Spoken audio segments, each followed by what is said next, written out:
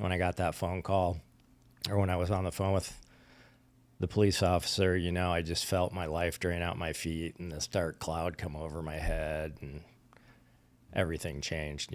Like I said, I didn't have a program, and so I went right to the bottle. And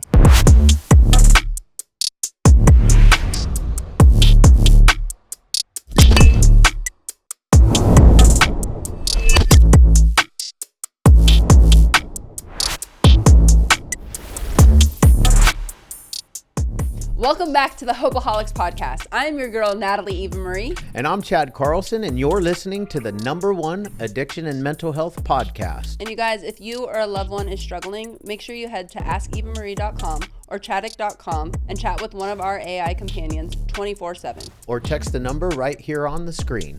Together, we are breaking the stigma around addiction and mental health. And fighting the fentanyl epidemic. Now, let's get into the episode. Nat, welcome to the Hopeaholics Podcast. How's it going, my friend? it's going well. Thank you. Where are you from? Where'd you come from? I just drove down from Burbank this morning. Ooh, yikes. It was like an hour and 45 minutes. Traffic? Not bad. Not bad? No? Nice. It's not a bad drive. There's no traffic. It's just the traffic that is the worst, usually. Well, I totaled my car 2 weeks ago, so I'm still a little hesitant to be on the freeway. Really? What happened? Yeah, somebody cut off somebody in front of me, and everybody came to a screeching halt Oh, really? On the freeway? on the freeway. Oh my God, that's horrible. CHP had to use the flares, block off the whole 101, push our cars off with their cruisers. Damn. Was anyone hurt? No. You're okay? Yeah. But you totaled the car. Totaled the car. What kind of car? It was a Lexus GX 460. It was my forever car. Damn. I was going to keep it 2022. Well, God had a different plan, didn't he? He did. Yeah. I had the rental car for a few days, and then at some point I decided I was going to be a walker, and walked for like 5 hours, and then decided I'm not a walker. So I rented a car, and then the next day I had 2 cars in my driveway. My buddy at Lexus hooked me up with another car. So Nice. Are you from California? I grew up in Detroit. In Detroit? Yeah, I moved out here when I was 19. Nice. My parents had kicked me out of the house. I guess we should probably get into Yeah. that then, huh? I don't know. Are you the only child? I have a younger brother. Okay. He's, I don't know how old he is, 58. Dan, he lives in where does he live? It sounded like you were going to say Costa Mesa. That's what I heard. No. Either that or Costa I'm Rica. I'm going blank. I'm going blank. America? Yeah, Corpus Christi. Oh, Corpus. Texas. Yeah. Okay. So let's go back to why'd you get kicked out? So I grew up, my parents were very strict English, no feelings when I was growing up. And, my dad was a teacher for 42 years. My mom was director of nursing at a hospital. And we had those expectations put on us very early. I knew it at, 3rd grade I was going to be a veterinarian. And we were already shopping colleges. And, at some point those expectations were just too much, and it was about the same time that I discovered drugs and alcohol at 15, and everything kind of came to a screeching halt. I was a scratch golfer and an all-county swimmer, and overnight I was a drug addict. It's usually how it goes. Yeah. So I went to Michigan State for about a year and a half, and, was doing some lying to my parents about going to class and grades, and they had it with me, threw me out, and I did a geographic the next morning to Santa Barbara. Why Santa Barbara? My girlfriend at the time was going to Ventura, and I was like, she was going over the weekend, and I was like, let's have lunch on Monday, and she was like, I'm going to be in Ventura, and I was like, yeah, I just got kicked out. I'm going to come out. So, I met her in Ventura, and ended up in Santa Barbara for a little while, went back to Michigan State for the summer, spent it at a frat house with a friend of mine. You know, it was they'd rent out rooms during the summer, and we had the whole place to ourselves. And he worked at the liquor store across the street, and we had endless supply of liquor and steaks, and we just, you know, we did that all summer. So at 18, I was drinking a fifth a day. You know, easy. And then when did it get out of control? It was out of control by that point. Yeah, it was out of control. You know, I went back to Michigan State for another semester. And then the, you know, the cocaine and the mescaline and everything else came into play. And then, you know, I got kicked out of Michigan State at Christmas and went to Santa Barbara full time after that. And that was like early 80s, you know, and alcohol and drugs and restaurant business and nightclubs and cocaine was big in the 80s, and my life revolved around that, you know. So did that for a long time, you know, ended up in LA. Got into the restaurant business in LA, and, you know, like I always like to start, like I like to get married, you know, I like to fill that hole with ex-wives. And I met my first wife when I was 24, I think. I met her at a bar on a Thursday night, and we had our first date on Saturday night, and I moved in Saturday night. And we ended up having 2 kids together, and, you know, it was, she was the one that introduced me to AA. Both her parents were 27 years sober at that time. They live in San Clemente. She grew up down here. So, you know, I knew I had a problem with alcohol, but I didn't know I had a problem with drugs. And so I went to my first meeting, 1989, which was a Pacific Group. Did the meetings, loved the meetings. Knew I had a problem with alcohol, just didn't want to give up the drugs. And, you know, I smoked weed for 35 years. I got sober at 50. Started using at 15. And so, yeah, my parents had relocated to Corpus Christi by that time. My mom had gotten transferred. My dad was a teacher, so he just moved his career down to Corpus Christi. And, you know, my wife and I had 2 kids together, and 2 boys, and we decided we wanted to rekindle things with my parents, and so we moved to Corpus Christi, and that was 92. And you know, I wasn't drinking at the time. I had probably 2 years off of alcohol, and you know, but you just don't know how to have a relationship when you're using. You know, you can't form that bond, and that relationship started to fizzle a little bit. I don't even know what happened, to tell you the truth. The relationship with your wife? Yeah, okay. Relationship with my wife, you know, because it's like you think somebody's your best friend, and you think you have this great relationship, but you don't know something's missing. And how long were you guys married at that point? We were married for 4.5 years total.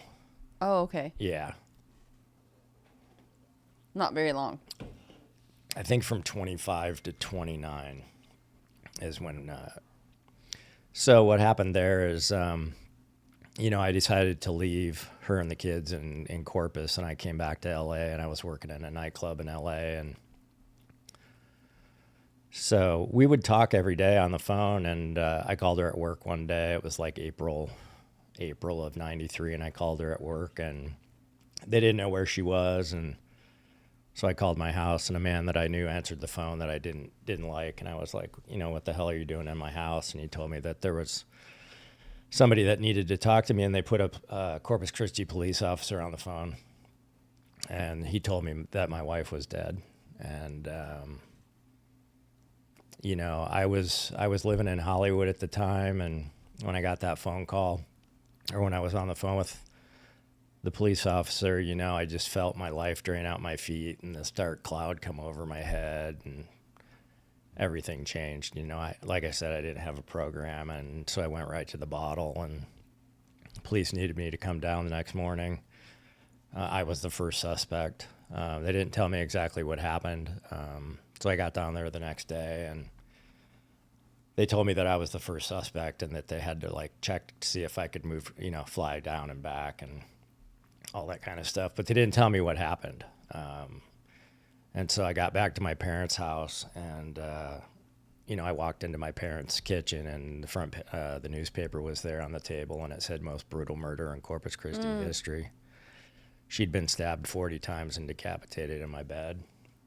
And both my kids were there in the house. My youngest son was 1.5 years. My oldest son was 3.5. And my oldest son had spent 6 hours with my wife's body. And, so when I was 29, I became a single father. I became a widow. I became, I lost my best friend, and things dramatically changed. They had to keep the kids in Texas for a couple of months because, they wanted to see if the kids had heard anything or seen anything. We kind of knew who it was at that point. There was a friend of ours that, he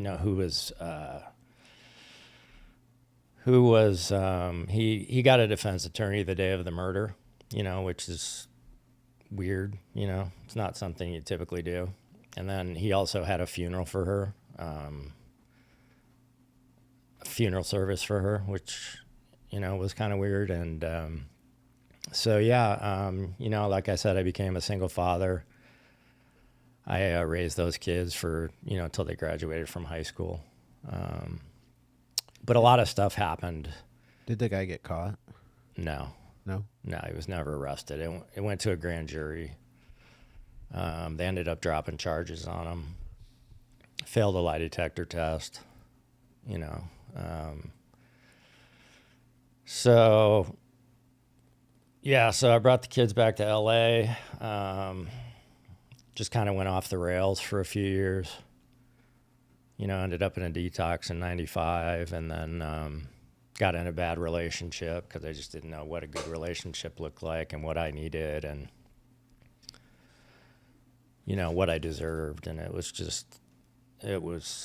so I went, I was in a bad relationship for a while.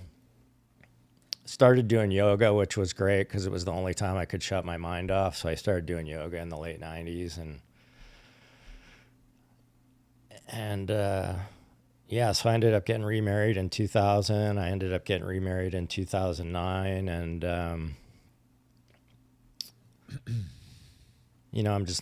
I just wasn't able to be vulnerable or emotional or connect or intimate, but I just didn't know because I'd been high for so long. And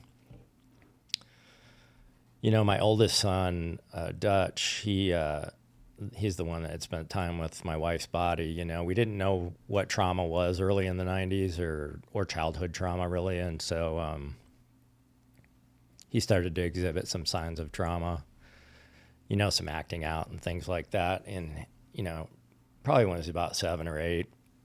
And, when he got into his teens, he started to drink and use like I do.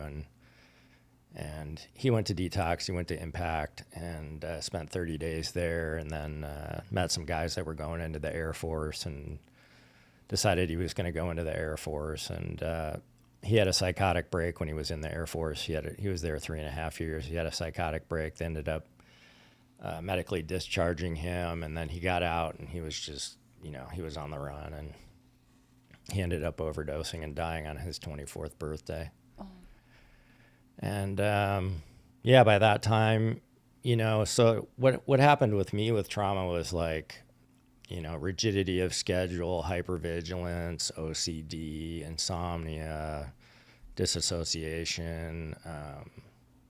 And some of that stuff is great when you're raising kids, like rigidity of schedule is great when you're raising kids, but it doesn't really work when you're in relationships because it can cause, I need to be on the minute for everything.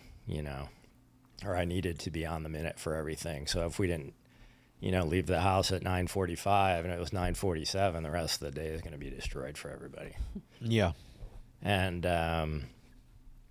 so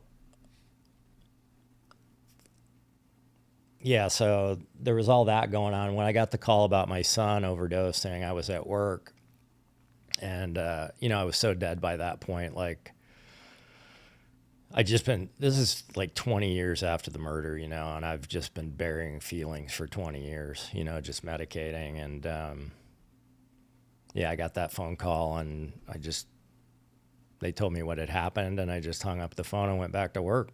Like, I was just numb by that point. And I came in the night, I went home and told my wife, and I just go into like fix mode, I'm like, okay, we got to do this, but I don't express any feelings. And the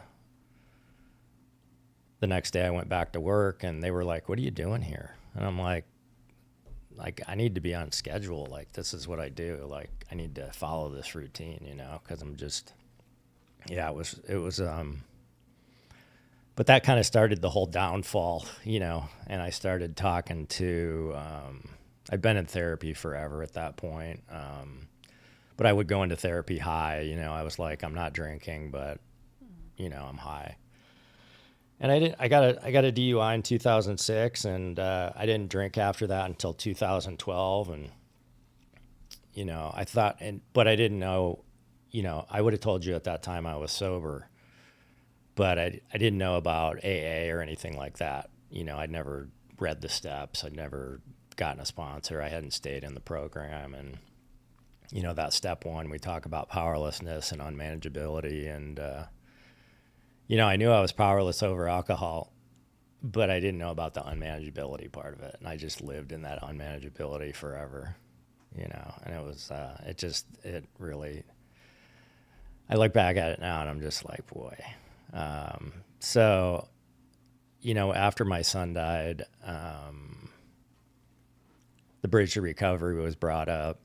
And at that time I was like, I can't take 2 weeks off. I don't want to pay for it. And they said, well, it's going to get worse before it gets better. And that next year was like my relationship with my wife was falling apart. I had a couple stepkids, and one of them was using in the house as well. And so by 2014, I was trying to figure out on my own, like, what was going to make me feel better. Like, maybe I need to work less hours. Maybe I need to work at home, but like getting sober never crossed my mind, And so like 3 months before I went to the bridge, it was just this nervous breakdown that I had where I wasn't sleeping, I wasn't eating, anxiety was off the rails, and I was falling apart. And by the time I decided to go to the bridge, my wife and I ended up we separated, and we put the house on the market. And by the time I decided to go to the bridge, I couldn't function. I was just twitching and chain smoking, and it was really bad. And so I called the bridge, and they said, so I was like, I need to come, and I want to come for 30 days. But I had no idea what it was. I was just so out of it. Like, I didn't know if it was a drug treatment program. I had no idea what it was. Never Googled it, anything. Who brought it to your attention? My therapist. Oh, okay. Yeah, he had brought it. I'd been doing this group therapy for like 10 years, and somebody's wife in group had gone to the bridge. We used to have a facility in Santa Barbara, and she had gone to the Santa Barbara location. And so, yeah, it's kind of crazy because I called my insurance, and my insurance wanted me to do an IOP, and I was like, I can't do an IOP. I got to get out of LA. Like, I can't deal with traffic. I can't deal with anything. Mm-hmm. Like, I need to leave. Like, I didn't know where I needed to go, but I knew that I was going to kill myself like anytime. And so the bridge, I talked to the bridge, and they scheduled me to come in, and I went on March 23rd was my first day at the bridge of 2014. And if you would have asked me on March 22nd if I was going to get sober, I would have told you no, So March 23rd was my first day at the bridge. they took as part of their program is that they take you to 12-step meetings every day. And so I took my first day of sobriety, at my first meeting, got that 24-hour desire chip. And I still didn't know where I was. I was in Bowling Green, Kentucky, and it's so crazy because we have such great sobriety in LA, and then I end up in Bowling Green, Kentucky, and so I spent 6 weeks there. And what I learned, about going, so I did a lot of work around trauma, but also what I learned was that I felt safe in AA, and it was the first place that I'd felt safe. And so, fortunately I was in enough pain and I was in that desperation that I was doing anything that I needed to do, whether it was in the bridge and group or in AA. And, I got a temporary sponsor, and I did, and we did steps 1, 2, and 3 when I was at the bridge, because they do it for process addictions or codependency or substance abuse. And so we'd done steps 1, 2, and 3 in treatment. And those are really eye-opening, when you really get down and start doing those. And so when I got out, my wife wouldn't let me back in the house, and so I got an apartment in Hollywood, and I just I got this little studio, and I didn't give myself any distractions, like no TV, no furniture. I just had a bed and a meditation mat, and I did what I was told. I hit my knees and prayed and meditated. I fortunately was in enough pain that I was just doing the steps. I would call my sponsor and be like, I'm done. And then we would do the step, and then I'd go home and do the next step, and then I'd be like, I'm done, So I just did the steps immediately, and I was going to, probably 10 to 15 meetings a week, because it was the only place I felt safe. And, it's when you had to drive to meetings, which is crazy nowadays, because we have Zoom. But, the first day that I got back on a Sunday night from the bridge, and I was at work the next morning, and there was a guy in my building that was sober, and I asked him to be my sponsor. So I got him to be my sponsor. He was my sponsor for the first 5 years, and I went to a meeting that night because that's what I'd learned, doing that stuff at the bridge. And I was really uncomfortable when I went into this meeting, and because I'm scared of everybody, I'm afraid. And they welcomed me in, and they said, "You're going to be the greeter." And I was just like, "Oh my God, are you kidding me?" So I had to stand there and greet everybody, and it was the best thing that they could have done for me, because it allowed me to become comfortable in meetings by doing commitments.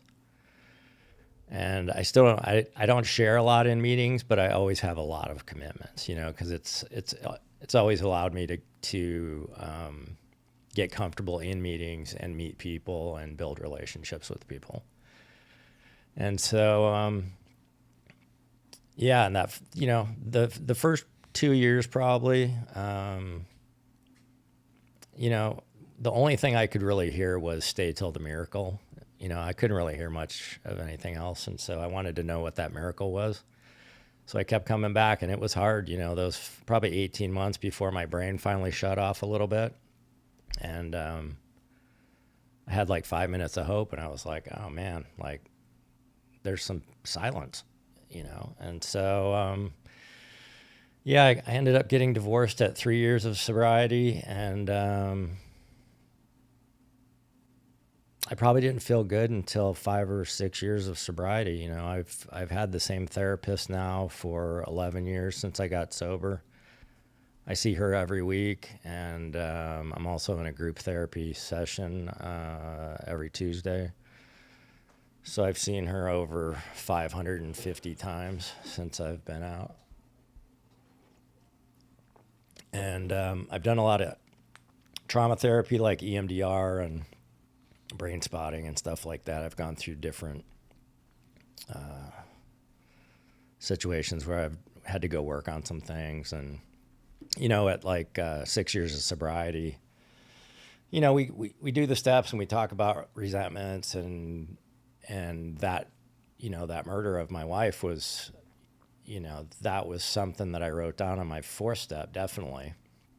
And But at like 6 years of sobriety, it started to really affect me. I was having this animalistic urge, like, to resolve this thing, you know, and I was very verbal about it with my therapist and with people in AA, and I was like, I'm gonna kill this guy's family. And it was moving in that direction. Like, I had gone to Texas, and I went to a meeting in Corpus Christi, and I walk into this meeting, and it's like 3 guys in this old clubhouse. They're all wearing overalls and no shirts, and they all have like 35 years of sobriety. And I go in there, and I just gotten in from LA, and I tell him, I'm like, I'm gonna kill this guy's family. He's like a mile away, this guy, and I'm like, I'm gonna kill this guy's family. And you know, but I was sharing about it. And I got out of Corpus, you know, because originally when I would come back into Corpus after the murder, like I'd always have to stop by the police station, and they would tell me to not bring any guns into town and to stay out of trouble. And so. This episode is brought to you by Wolfpack Bags. This gear is meant for anybody gym, lifestyle, to anybody that's on the move. I mean, I like to say that us here and everybody that tunes in, we're not average, we're always a wolf. They have all the goods that you need, especially for anybody that is looking for a bag to carry their meal prep, a lunch pail, anything like that. They have you covered. So once again, go to wolfpack.com, use the code Hopeaholics, save 10%, and join the pack. Yeah, so it's really crazy how this program and God works, because like after that, it was when COVID started, and I was kind of still working through that. And I met this couple on Zoom that had 35 years of sobriety, and they had this happy, healthy relationship. And I wanted a happy, healthy relationship, you know, and I didn't know what that looked like. And so I called up the husband, and I was like, hey, can you do some work with me? And he was like, yeah, sure. So we talked on the phone, and you know, he was like, do you have anybody in the program that has a similar experience? And I was like, I don't know anybody in the program that has a similar experience. And you know, we read the last paragraph of We Agnostics, and I don't know what it says off the top of my head, but after we read that paragraph, I said, you know, I just called my ex-father-in-law yesterday to wish him happy 52 years of sobriety. And he's like, that's your guy. Like, he lost a daughter, you lost a wife. Like, how did he forgive this guy? So I called him up, and I was like, hey, can you do some work with me? And he was like, yeah. He's like, you know, Nat, for the longest time, I wanted to sneak into Texas and kill that guy too, but my gut's got more forgiveness than I do. And we came up with this prayer that I started using, and it goes, God, please stream your forgiveness through me. Remove my finite self and open up a channel for your infinite self and your forgiveness. So the next morning, I'm, you know, doing my prayer meditation, and it's like I have to make a decision right there. Do I want to start doing this prayer, or do I want to live in Nat's will, you know, and hold on to this, you know? And I started doing the prayer, and it was like, it's been 5.5 years now, and I do that prayer every morning, and it changed my life. Yeah, it's really allowed me to, you know, I talk about like this depth of perception that I've been able to have because this resentment's been removed, you know, and I've been able to forgive this guy. I don't have to forget what happened, but, you know, it's really allowed me to become free is basically what it is, you know, and I've really experienced some amazing things since that happened. And, you know, my youngest son is now 34, and he got married probably 3 or 4 years ago. And I probably should know how long he's been married, but I don't. And to be part of that ceremony, you know, and see the love just in his eyes and his wife's eyes, you know, and the love of my family there, and to be part of that, and to be, you know, and so I was the first one to speak at the wedding. And so they give me the microphone, and there's like 120 people there, and I go up and I'm like, my name's Nat and I'm an alcoholic. Everybody's just like, woo. I do that all the time, even when it's not appropriate. Just for it helps me. Yeah, It helps me. it was fun. Yeah. And I had thought about it before, and I was like, I'm fucking doing it. Nice. And yeah, you know, it's just like the relationship I've built with my son, you know, because it was hard. You know, we just kind of survived, you know, the 2 kids and I, and you know, yeah, so it's really been great to be part of my son and my daughter-in-law's life. And I tell them, I'm like, I've learned so much from your relationship, you know, about having a healthy relationship. And a lot of my work over the last 11 years in therapy has been about having healthy relationships, you know, especially with women. And it's been great, you know. Dating's been interesting because I didn't know how to date when I came in, you know. It was like every dating situation I learn a little bit more from, you know, over the last 11 years. And I'm still not at the point where I have that I'm in a relationship, but I'm getting close, you know. The last one, there was some red flags that everybody can see except me. But I learned a lot out of it. And I appreciate that, you know. I'm grateful for that because it moves me one step closer to having, you know, the relationship that I want. And so, you know, my son and daughter-in-law got pregnant last year. And they showed up at my house. They live in Houston, and they showed up at my house. And my daughter-in-law says, "Oh, I have a gift for you." And she pulls this mug out of her purse that says "Grandpa" on it, you know. And I'm like really happy, but you know, I don't really allow things too much happiness in because things have been taken away. So, you know, it took me a couple of weeks to really fall in love with the idea of this grandchild coming into my life. And I've been prepping them for years, like, I don't want to be known as Grandpa. I want to be known as Big Papa, and I want you guys to play some Notorious B.I.G. when I come into the room. And so I start playing that, and you know, at about 12 weeks, like, they sent out this family text thread, and it said that the baby had stopped growing and that they were going to miscarry, and I was sad, like, you know. But sadness for me feels like powerlessness, and then powerlessness feels like suicide. You know, that's where I go in 3 days. And so I had heard this guy share about 4 days before that news. And it was a guy that I know really well, and I've probably heard him share 15 times. And we both live in the Valley, and I was over in Beverly Hills, and he's there, and he's going to be the speaker for the night. And I walk up to him, and I'm like, "Dude, I got to come over the hill to get away from you." And then here you are. And, you know, we love each other, and we give each other a hug. And when he shares, he talks about his 6-year-old daughter. She's a lot older now, but she was 6 at the time, and she has this goldfish that dies. And he says, "Honey, is there something you'd like to do with the goldfish?" And she goes, "Daddy, I'd like to take it over to the ocean and let it go with its family." And he's like, "I want to be a good dad. I don't want to be a great dad. It's like 8:00 on a Thursday night, and I don't want to drive 30 miles to the ocean." So he says, "Honey, is there something else you'd like to do with the goldfish?" And she says, "Daddy, I'd like to flush the goldfish down the toilet." And he's like, "That's a great idea, honey."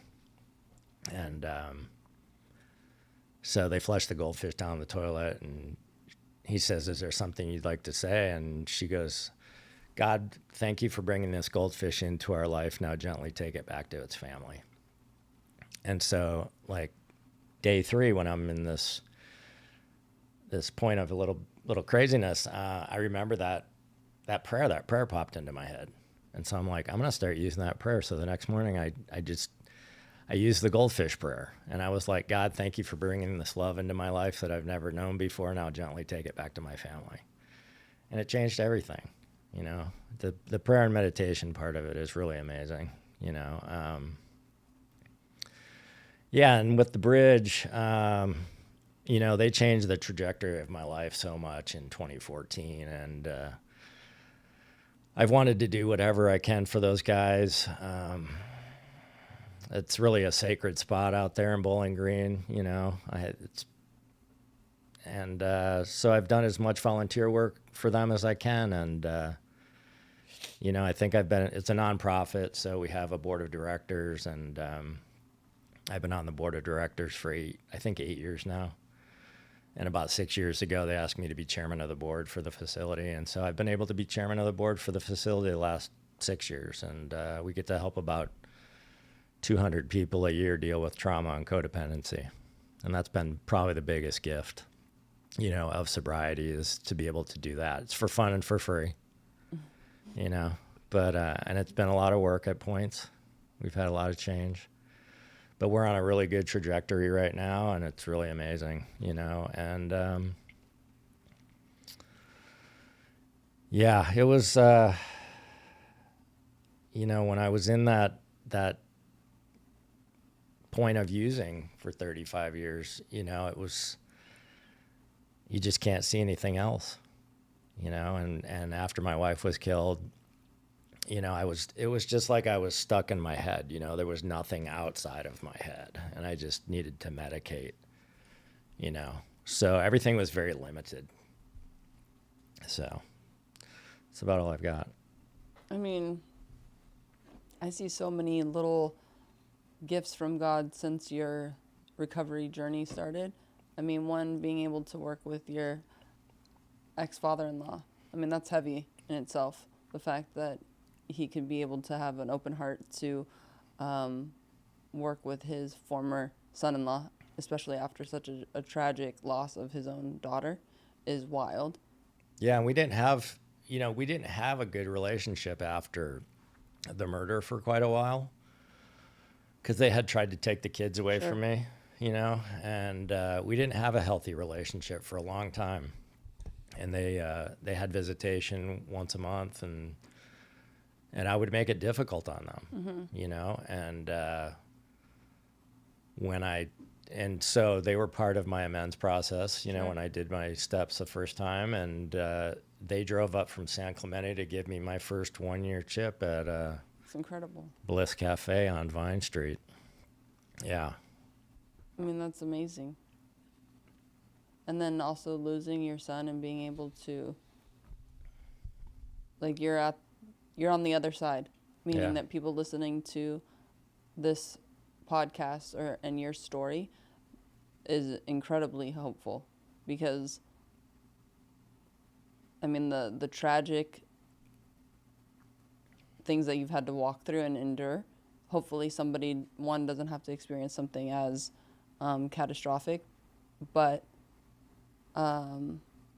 you're a glimmer of hope of what can transpire if you're willing to go and have the depths of despair, because it's either one or two things. You're either gonna go to the bridge or go to a treatment facility or get some type of help, or kill yourself.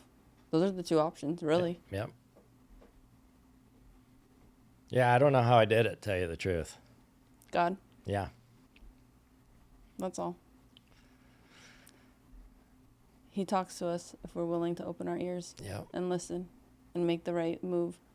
And he whispers by you being able to say those little prayers also, so that you see it. It's in the Bible too, you know, like and I hear it from, I love Joyce Meyer. I love her. Talks about forgiveness, where a lot of the times we always hold on to certain things for so long, and it does nothing to the other person. It just continues to kill us. Meanwhile, the other person's out doing their thing, living their life without a care in the world, and not giving two fucks about what I'm thinking or what I want to do to them, or this, that, or the other. No idea. No clue. And yet we're just living in these, like, shackles until we can let it go. His daughter went to the bridge. Yeah. When did she go? What year? Just this past December. Oh, nice. Mm-hmm. Yeah. She had an incredible experience. For the AP program, or did she go for the full program? Full program. Yeah. Great. She went because she's the one that found the love of her life dead from fentanyl. Yeah. She'll be 3 years in a couple of days. Thursday. Thursday. September 11th. It's a crazy place. Yeah. I don't know how it works, you know? Just got to dive in, man. They have you dive in. Oh, yeah. I think it's a nice spiritual place too, though, just because it's, out and like it says here, it's 115 acres. Yeah. That's so wild. It's in the middle of nowhere. Countryside, in the middle of like Bowling Green, Kentucky. Who can point that out on a map? Not me. Not me. I had my hand up, but not. I didn't even know where I was for like the first 3 days until I was sitting on this couch, like shaking, just like, how did I get here? Yeah. Aren't you supposed to be sober when you get there? Technically. I was, well, you know what? That was a big thing because I'd been using Oxys and Xanax and Somas and whatever I could get my hands on. And I think I smoked weed the day before, but by that point I kind of just wore everything out. And so I'd been kind of tapering off for like a month before because it wasn't doing anything anymore. Yeah. And, but that was definitely a big discussion, that, are we going to let this guy in?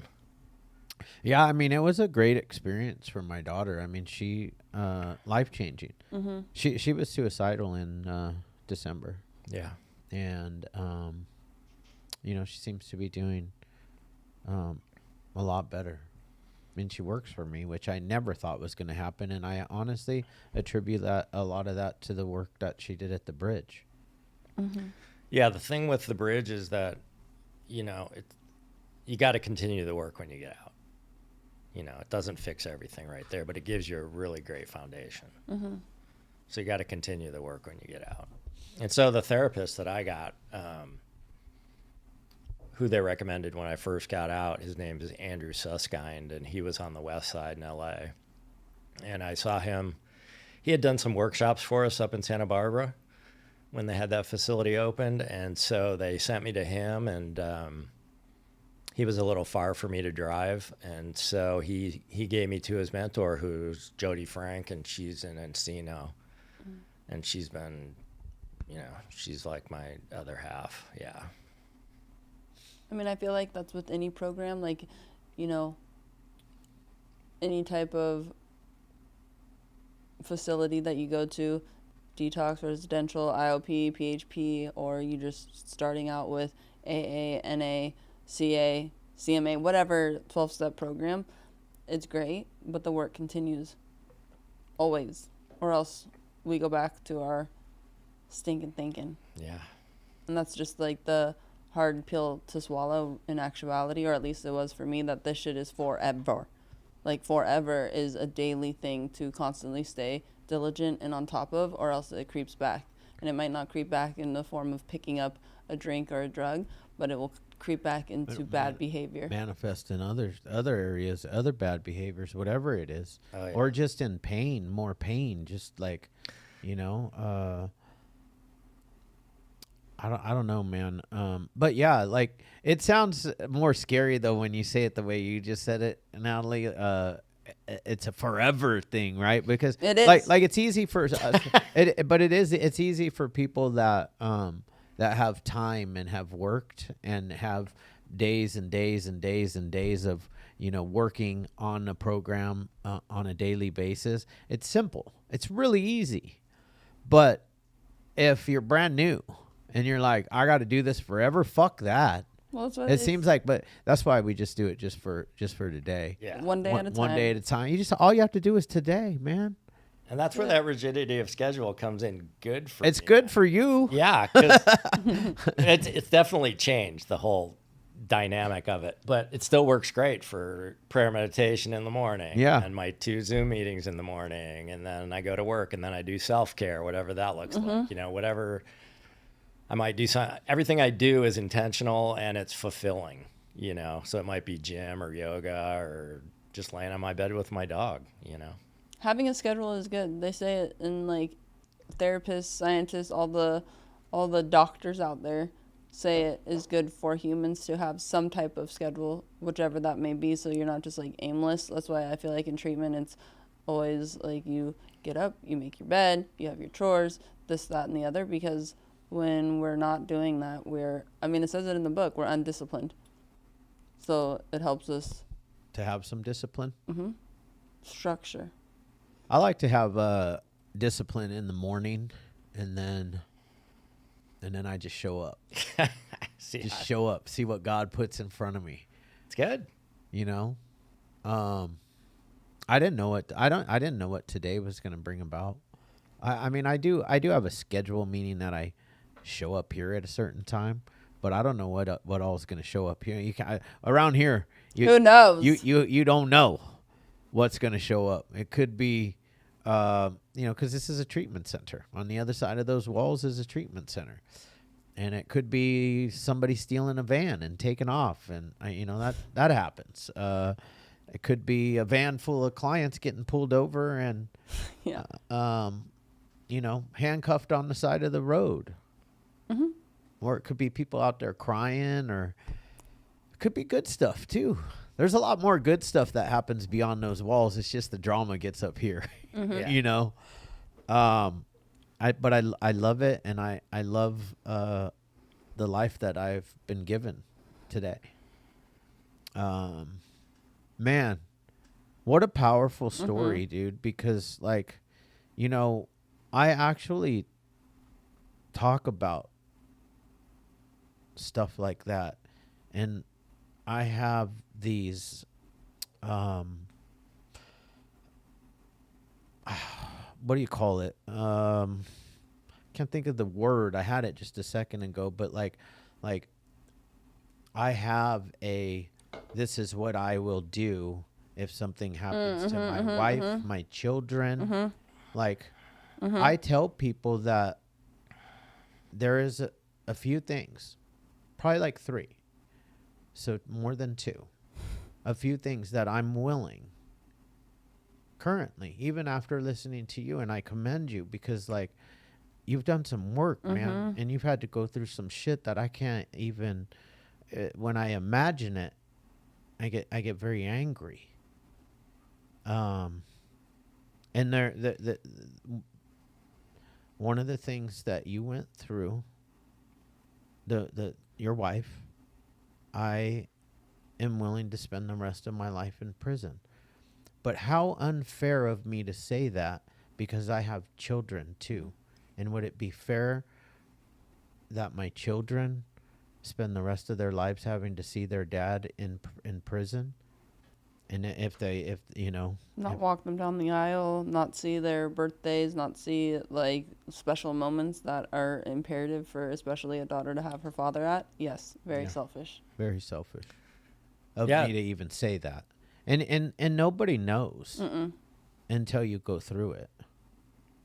Nobody knows what you'll do. Yeah, that's what started to kind of take me out at 6 years, was I started to think oh, my son thinks I got punked, I never followed through with anything, I just let this go. And when you get it right up to the wall, it's I had to make that decision, Yeah, I mean, you walked into a meeting in freaking Corpus Christi, a mile away from where the gentleman lives. I mean, and it's one thing, if, the person is spending the rest of their lives in prison, but to know that they're walking around free is a hard pill to swallow. And I don't even know what to say. The fact that you did some work with your father-in-law, with her dad, and that was all God. For sure. When I was having that conversation with the guy from Zoom, I didn't know it was going to lead back to her dad, Yeah. Even though I just called him the day before. I never knew I was going to be doing work with him. But that's also so courageous to talk about it. You weren't letting these thoughts rule you. I mean, they were clearly, but you were vocalizing it. For 35 years, but if you don't know, you don't know, right? If we haven't found recovery, we don't know.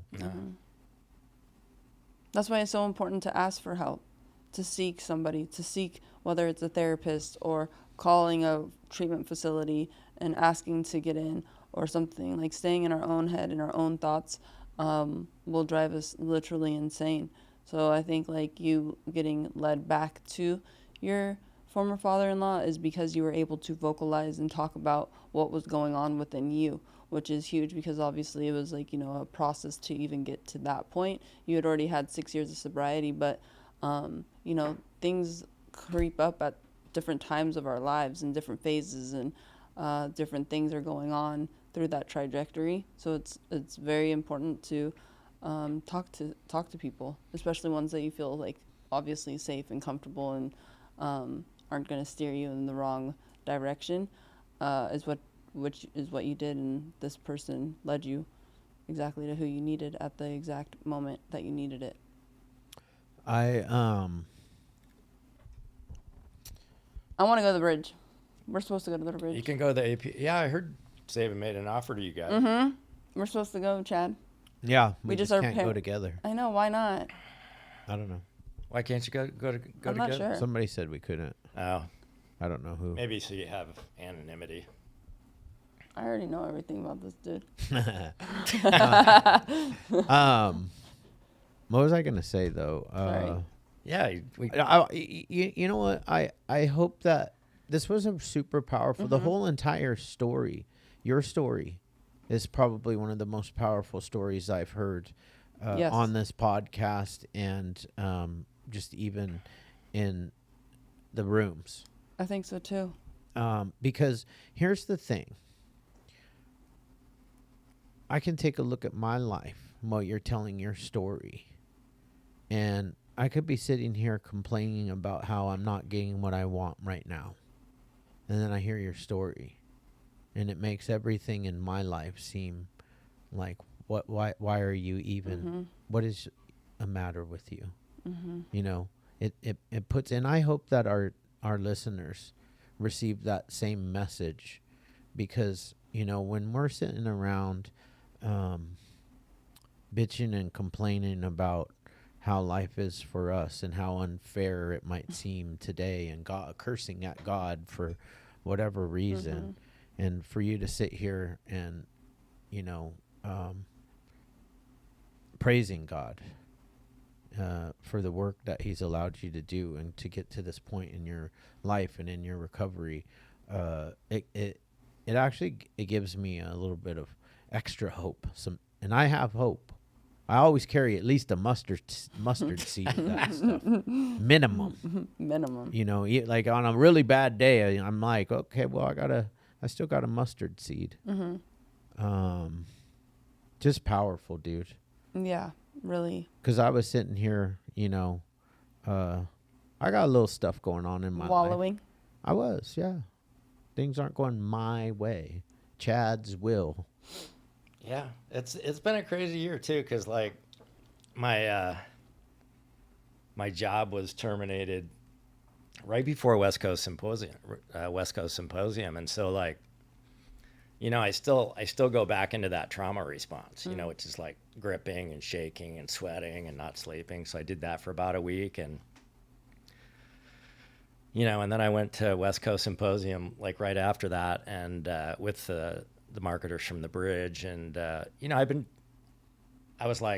thinking about making a transition into treatment, and for years, and so I was like, okay, maybe this is my time to make a transition into treatment, and so like it opened up a bunch of opportunities for me this summer. Like I had 3 months off, and I got to do some you know, a couple intervention trainings with Judith Landau and Patty Pike. And so I got to do those, and I did a case management training. And so I got to do it, and I went to a mental health conference, and just a lot of really great stuff I got to do this summer that I wouldn't have been able to do if I was working, you know? And so it turned out to be the best 2 months best summer I've ever had, you know, because I just got to do all this learning.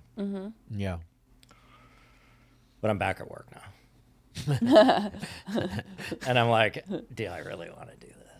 Yeah. Right. you know, because now I've kind of got the bug, you know. I mean, there's nothing better than doing. Just for me, I can only speak for myself. But this is my purpose. Yeah. Like God left me here to, you know, help other people that suffer with the same thing that I suffer. Yeah. You know, and you kind of really put it into words. We all suffer from the same thing. And if people think that, you know, because we raise our hands and we might say, you know, my name's Chad and I'm an addict, or my name's Chad and I'm an alcoholic. That's just the dis-ease. That's just the solution. Like, the real problem is this thing in between my ears. Like, it wants to tear me apart. It wants to tear everything I got going on in my life apart. And that I'm not good enough or whatever it is. That's the real problem. The real cause is, you know, this. And what allows that to happen is that, you know, I get into Chad's will, into the stinking thinking. Mm-hmm. Nat's will is not a safe place. No. Nah. I mean, everybody knows what Chad's will gets you. Chad's will gets you, you know, on, I'm going to use air quotes, CIA missions that lead to being chased by the Orange County Sheriff's Department, which leads to arrests, which my best thinking, it's not even my best thinking gets me arrested. That's a fact. Every time. And, you know, trauma response, like, you know, my fear is, well, what if all of this gets taken away from me? Then I have to go back and live the life that I used to live, which the only other life that I knew was out there on the streets trying to hustle drugs and selling drugs, and I was terrible at it. Terrible. That's Chad's will. Don't go back there. I have zero plans on going back there. Okay, good. Wow, man. Yeah. Super grateful for you coming in and being vulnerable to tell that story. I didn't know what was going to happen today. I just showed up. I didn't have any plans. I'm glad you did. I didn't watch your podcast. I just showed up. That's the best way, man. Yeah. And we don't have any traditional way of doing our podcast. Sometimes it's us talking back and forth a little bit more. Sometimes it's the person telling their raw, real story. And like, I mean, you could have kept going because it was like, there's a lot of stuff in there. For sure. There's a lot of stuff. I can only imagine. Not working in the nightclub business anymore? No, I got out of that when I was 38.